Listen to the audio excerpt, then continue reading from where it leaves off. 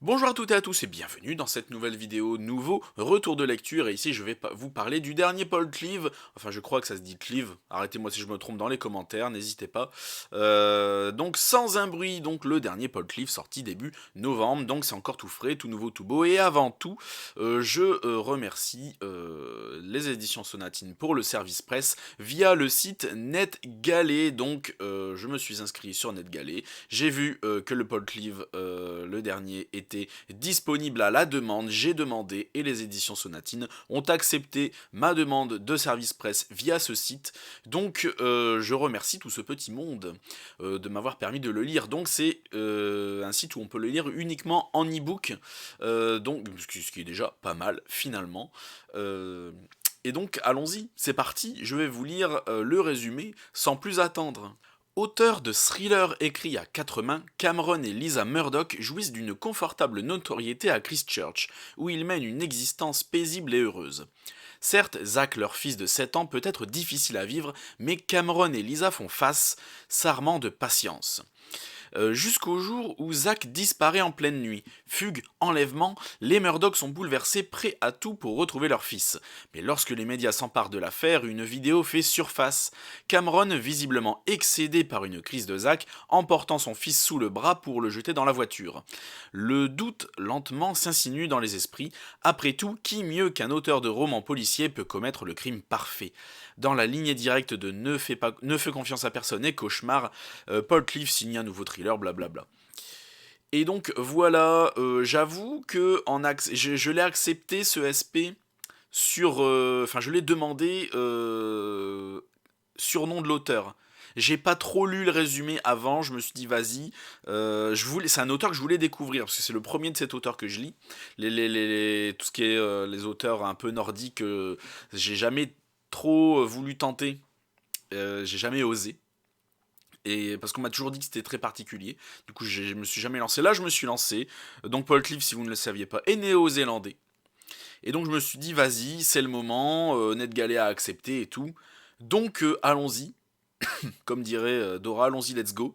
Et je me suis lancé dedans sans trop lire le résumé. J'avais vu qu'il y avait un délire d'enlèvement, mais je suis pas allé plus loin. J'ai vraiment lu. Je me suis lancé sur le nom de l'auteur. Et puis voilà. Et donc, autant vous dire tout de suite que je n'ai vraiment, vraiment pas aimé. Ceux qui me suivent sur Instagram le savent déjà.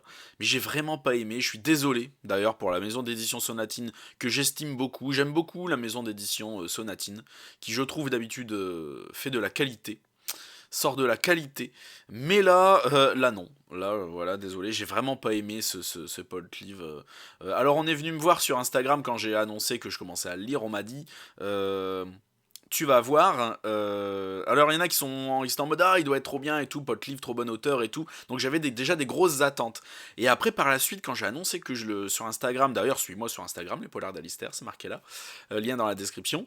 Et donc on est venu me voir en me disant tu me diras ce que t'en penses, justement tu lis, j'ai hâte de voir ton avis parce que Paul Cleave c'était bien au début, mais là depuis quelques romans la qualité est en baisse et même en forte baisse. Plusieurs personnes sont venues me le dire.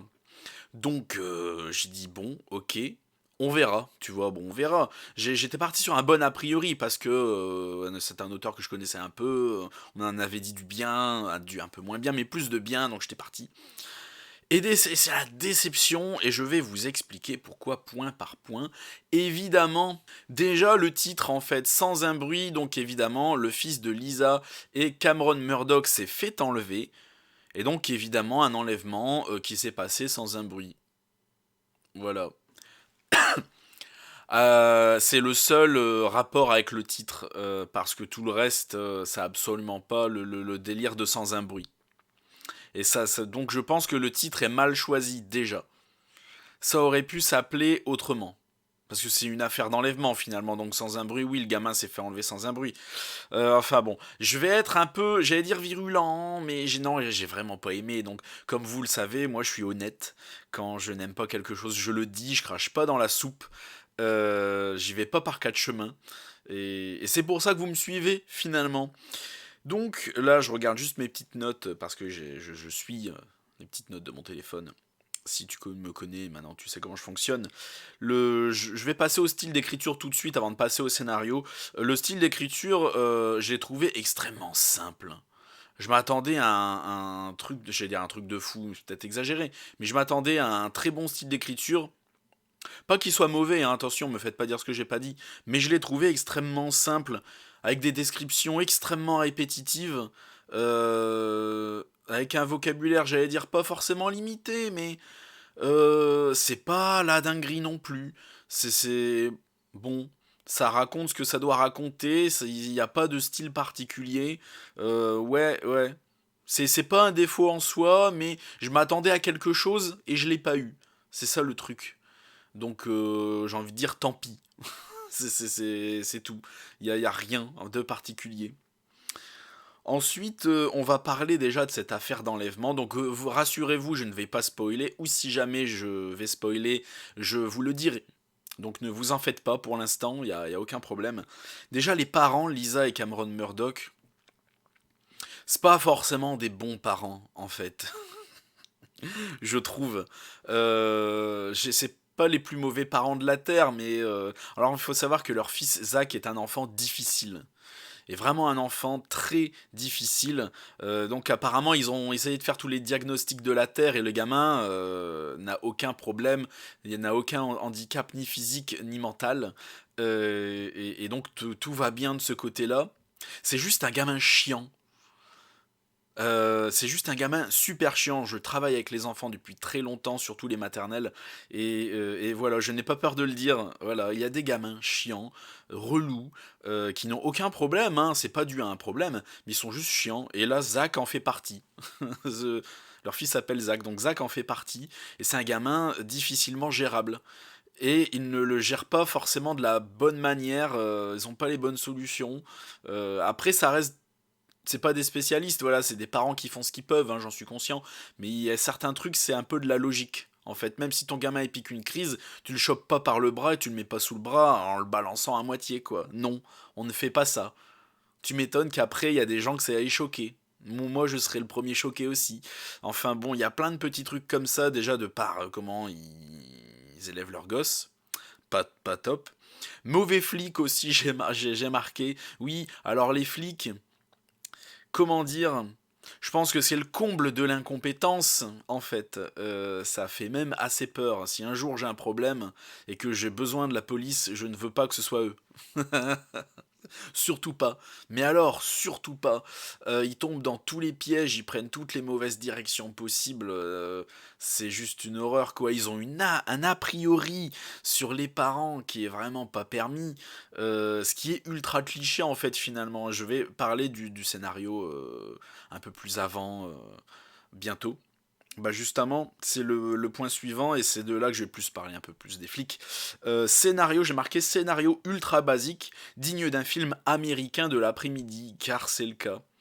Alors, en fait, c'est juste une affaire d'enlèvement giga basique. Vous avez déjà vu, des fois, quand vous êtes chez vous l'après-midi, si vous un après-midi où vous ne travaillez pas, vous laissez TF1 qui vous passe des films américains de l'après-midi, et vous les regardez, le cerveau un peu vide, ça passe en fait. Et des fois, il y a des téléfilms comme ça qui parlent d'enlèvement.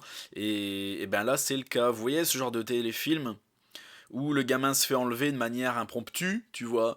Et, euh, et qui c'est qui est soupçonné en premier? C'est les parents. Et forcément, la mère n'est jamais soupçonnée très longtemps, et donc qui c'est qui est soupçonné très vite en premier? C'est le père. Donc là, c'est pas un spoil, hein, parce que c'est marqué dans la quatrième de couverture, c'est dans le résumé. Donc le père est soupçonné très fort. Et donc rien que ça, oh my god, le cliché. Donc évidemment, c'est normal d'essayer d'éliminer les parents de la liste des suspects, mais là, en fait, ils y sont allés direct, ils ont fait ok, la plupart du temps, c'est les parents les coupables, ok, c'est eux. Ils ont pas passé par quatre chemins. Ils étaient persuadés du début que c'était les parents, sans chercher à penser qu'ils étaient peut-être innocents. Tu vois. Et ça m'a foutu une rage incroyable. Les parents, ils ont été dans une sauce incroyable. C'était n'importe quoi. En plus, les flics, enfin, voilà, limite, c'est pas si ça pose les mauvaises questions, mais presque, c'était pas ouf. C'était vraiment pas ouf. L'enquête, non, j'ai pas apprécié l'enquête. Pas du tout. Ça partait dans tous les sens, en fait. Ils ont tout voulu faire en même temps. C'est non. Juste non. J'ai pas aimé comment l'enquête a été dirigée. Très dirigée de la mauvaise manière. Ils sont allés vers leurs idées au lieu d'essayer d'exploiter toutes les possibilités. Et c'est tout. Et très très frustrant. Après, j'ai marqué le père est trop con. Bah oui, puisque comme le père s'est fait accuser, le père, si vous voulez, voilà, parce que finalement, vous vous sentez dans le roman qu'un homme ne reste qu'un homme. Et donc, quand un homme se fait accuser, forcément, il réagit très mal. Et il se met à faire des dingueries. Des dingueries. Moi, c'est ce que j'appelle des dingueries. Le mec fait n'importe quoi. Le mec, le père a en fait, quand il s'occupe de son gosse, on le voit au début du roman dans un parc d'attractions. Déjà, le père ne sait pas surveiller son enfant, c'est pas possible. On ne s'occupe pas d'un enfant. Voilà, encore une fois, on ne s'occupe pas d'un enfant comme ça. Moi qui suis avec les enfants, c'est peut-être que ça m'a touché plus que les autres. Parce que déjà, on ne s'occupe pas d'un enfant comme ça. Un enfant, on s'en occupe, on le surveille, on le complimente, on est derrière. Un peu de considération pour les enfants, s'il vous plaît. Et là, il n'y a rien qui allait déjà du comment il s'occupe de son gosse. Ensuite, il se met à le perdre, il le retrouve. Le gamin, il commence à péter un câble, mais du coup, le père, il pète un peu plus un câble derrière, il pense que ça va aller bien. Non, en fait, pas du tout. Oh mon Dieu, quoi, il n'y a rien qui va. Et le père, dès qu'il commence à être un peu acculé par les flics, il a des réactions qu'il faut pas avoir. Et même quelqu'un on peut dire qu'on a un caractère fort et parfois qu'on a les mots qui dépassent de notre pensée, qu'on a des réactions parfois, on se dit merde, j'aurais pas dû faire ça. Ouais, sauf que lui, ça peut arriver une fois, mais pas pendant tout un roman qui dure une semaine dans le scénar, quoi. C'est pas possible. Une semaine, oui. Plusieurs jours en tout cas. Oui, une petite semaine peut-être. Je veux pas dire de bêtises. Et non, le père, en fait, il enchaîne mauvaise réaction sur mauvaise réaction, dinguerie sur dinguerie, et ça part en couille extrêmement vite. Au bout d'un moment, ça n'a plus aucun sens. J'étais en mode, what the fuck, c'est quoi ces réactions, c'est quoi cette façon de penser, de réagir. Oh là là là là là là. Et donc en fait le livre en fait se passe à Christchurch. Donc j'ai appris après en me renseignant un peu sur l'auteur. Donc Paul Cleave est né en Nouvelle-Zélande et est né à Christchurch. Donc c'est le mec qui utilise sa ville. Vive l'originalité, mais enfin c'est pas grave ultimement.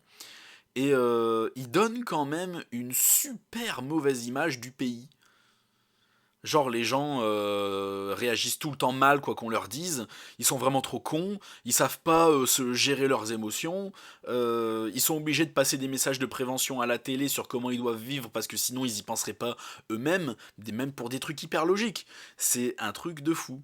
Il prend vraiment les gens de son pays pour des cons.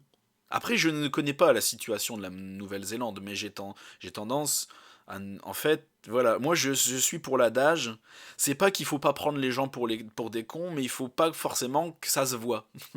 C'est ça. Parce que parfois les gens sont cons, moi je suis premier à le dire que les gens sont cons. Mais là quand même, genre la Nouvelle-Zélande, ça me fait penser que c'est quand même un pays de dégénérés. C'est incroyable. Surtout la réaction des gens face à cette affaire d'enlèvement de par les parents en fait. C'est incroyablement débile. C'est incroyablement exagéré à quel point les gens écoutent les journalistes. Alors je me rends bien compte que c'est fait pour dénoncer. Voilà. Ne me prenez pas pour un débile pour ceux qui viendraient le dire en commentaire. Oui, évidemment, c'est exagéré parce que c'est fait pour dénoncer. L'auteur a voulu faire passer un message et tout. Mais c'est trop en fait, c'est trop exagéré. C'est beaucoup trop exagéré. C'est genre, c'est comme je parlais de la constance du prédateur de Maxime Chatham. Le mec a mis du féminisme trop grossier en fait dedans en nous prenant à moitié pour des cons au cas où on comprendrait pas que c'est une histoire féministe. Mais en fait si on a très bien compris en fait il faut pas nous prendre pour des débiles à mettre des pour mettre je vais dire des grossièretés mais des choses trop grosses. C'est un moment voilà, quand l'histoire est bien racontée et suffisamment racontée, on peut saisir les subtilités et comprendre que c'est une dénonciation de ces situations-là. On a compris, il n'y a pas de problème. Mais là, tout prend une ampleur incroyable, quoi. C'est limite pas réaliste tellement ça va loin. C'est pou et ça m'a sorti du truc en fait parce que tout est surréaliste, tout est débile en fait. tout va trop loin.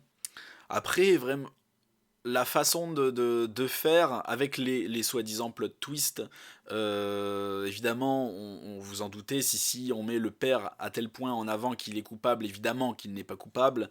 Et alors qui est coupable? Donc il y a du c'est lui finalement, c'est pas lui finalement, c'est machin, et puis finalement, ah bah non, il y a aussi un autre complice de truc, et puis finalement ça revient, et puis c'est peut-être le père, puis finalement c'est pas lui. Et puis donc en fait c'est extrêmement attendu. Il y a une sorte de faux suspense, je trouve, parce que assez vite, à chaque fois, je le dis, mais j'ai l'impression de me la péter, c'est horrible, mais j'ai capté très vite qui était derrière tout ça, en fait. Il suffit de réfléchir 2 minutes et c'est bon. Le coupable, donc quand je dis le coupable, j'englobe tout, je fais une généralité, vous le savez, mais que voilà, le coupable est très attendu. Voilà, enfin, aucune surprise. Suffit d'ouvrir les yeux 2 minutes et pouf, voilà, il apparaît, il est là, il est beau. Et après, le pourquoi du comment, c'est ce qui m'a terminé. En fait, pour les fans d'Agatha Christie, ils nous font un peu comme une mystérieuse affaire de Styles. Vous voyez la fin de la mystérieuse affaire de Styles? Vous remettez-vous le coupable dans votre tête. Voilà. Ensuite, remettez-vous la fin de qui est vraiment le coupable. Et enfin le suspect, voilà, remettez-vous le suspect dans votre tête, ensuite remettez-vous la fin qui est coupable. En fait, il nous fait une mystérieuse affaire de Styles. En gros. En très gros, hein, attention, schématisé, c'est légèrement différent, mais en gros c'est ça. Et ce qui m'a terminé à la fin, c'est quand j'ai su le pourquoi du comment. Pourquoi le gamin a été enlevé, parce qu'il y a un pourquoi. C'est pas juste un taré qui enlève un gamin. Il y a une explication. Il y a, je vais dire logique, mais non, c'est absolument pas en plus. Il y a une explication derrière tout ça. Et non, en fait, c'est pas une raison. C'est absolument pas une raison. C'est même honteux, limite. Honteux et égoïste. Non, non. Je n'adhère à rien de ce que fait ce livre. Je n'adhère à rien. Tout ce que fait ce livre, dans ma tête, ça a été un grand non. Le style, les parents, les flics, le scénar, le mobile à la fin, non, juste non en fait. J'ai absolument pas apprécié. Après, je comprends ceux qui ont aimé, parce que c'est quand même ultra classique, ça se lit, et pour ceux qui n'ont pas forcément l'habitude ou qui s'attendent à rien et qui profitent sur le coup sans avoir aucune attente, évidemment que vous allez apprécier. Mais moi en fait, j'ai toujours des attentes. C'est peut-être ça mon problème. J'ai des attentes, on me dit Paul Cleave, super auteur, ok, génial. Du coup, ma barre est déjà un peu haute. Et quand je m'aperçois du truc, quand je lis, et que je m'aperçois que c'est ultra classique, ultra cliché, et que les personnages sont mal branlés, ben la déception est d'autant plus grande en fait, parce que du coup j'ai des attentes. Je devrais peut-être lire en éteignant mon cerveau, en n'ayant plus aucune attente, mais je sais que c'est impossible, je suis pas comme ça. Je sais que j'ai des attentes et j'ai pas envie de les perdre, ces attentes. Même si ça implique que je sois très souvent déçu. J'ai une barre de qualité assez haute en fait, peut-être, un peu trop. Faut que j'y réfléchisse à ça. Mais enfin, la déception est quand même grande ici. Je sais qu'il a été très apprécié, je dois être le seul à râler. Donc bon, enfin bref, ça c'est pas grave.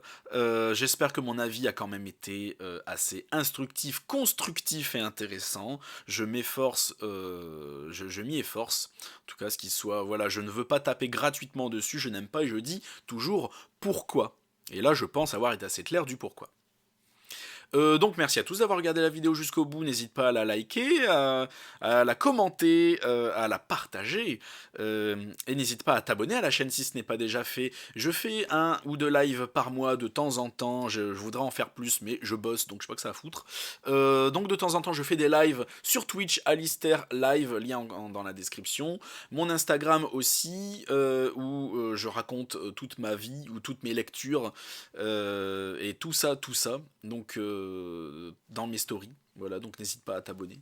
Les polars d'Alistair. Et donc j'ai mon groupe Facebook Les Romans Noirs d'Alistair, où si tu es un auteur, tu peux venir faire ta pub. J'ai pas encore beaucoup d'abonnés, mais je suis ouvert à tout. Rien n'est limité. T'es chroniqueur, viens donner ton avis à outrance. T'es auteur, viens faire ta pub à outrance. Tu es un lecteur normal et tu veux donner ton avis. Si c'est un minimum structuré, tu peux le faire. Vous êtes tous et toutes les bienvenus. Merci à tous et à la prochaine chez Alistair. Je vais annoncer mes lectures de décembre en story ou peut-être même en post sur Instagram. Donc vraiment, viens t'abonner si tu veux le savoir. Donc à la prochaine chez Alistair.